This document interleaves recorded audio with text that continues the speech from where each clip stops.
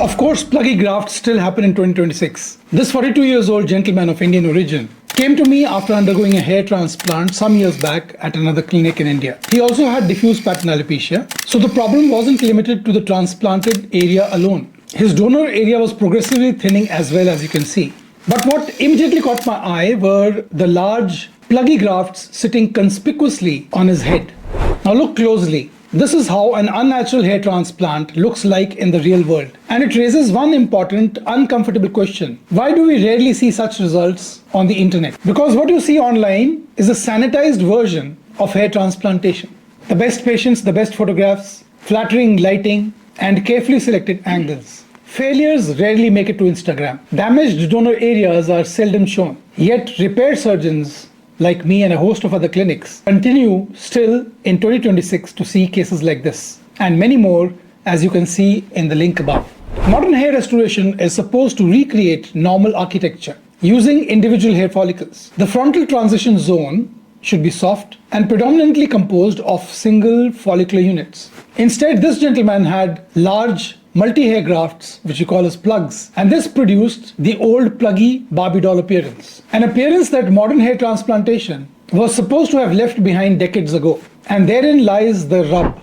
A modern name for a procedure does not guarantee modern hair transplant surgery. Calling an FUE procedure by various direct hair method nomenclature, sapphire hair transplant, and a host of others, or attaining another fashionable acronym does not automatically produce natural long-lasting results. Follicles still have to be chosen correctly, distributed intelligently, and implanted in the correct direction, the correct angulation, and the correct density. Technology, after all, can provide the instruments. It cannot provide surgical judgment. The tragedy herein lies that badly performed hair transplant is not like a poor haircut that grows out in a few weeks. The patient will continue to live with the consequences every morning when he looks into the mirror for the rest of his life, unless he is eligible for a hair transplant repair. That is where the real pain lies. There is physical damage, the scars, a depleted donor, and badly positioned grafts seen from a mile away. But there is also a much deeper psychological burden. The anxiety of being noticed, the reluctance to stand under bright light.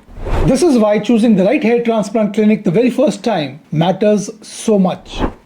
A poor decision taken without research in a few days can leave consequences lasting many decades. Repairing a case like this is far more difficult than performing an original hair transplant in virgin scalp.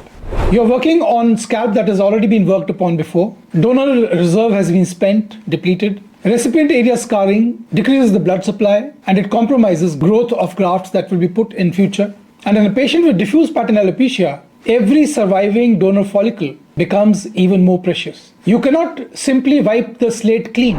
So my objective in this patient was not to chase every imperfect graft. It was to soften what could be softened, camouflage what could safely not be removed, rebuild a much more natural transition, and preserve as much of the donor supply as possible. And this is a result after 1 year. The photograph was sent to me by the patient himself. His hair appears to be well oiled. So this is certainly not a carefully styled clinic photography designed to make the result look much better. And that is precisely why I wanted to show it. The purpose of this case is not merely to demonstrate repair. It is to show that bad hair transplant has not disappeared completely simply because modern technology has arrived. The internet only shows us the shop window. Repair surgeons like me and a host of others see what is lying in the storeroom, in the backyard.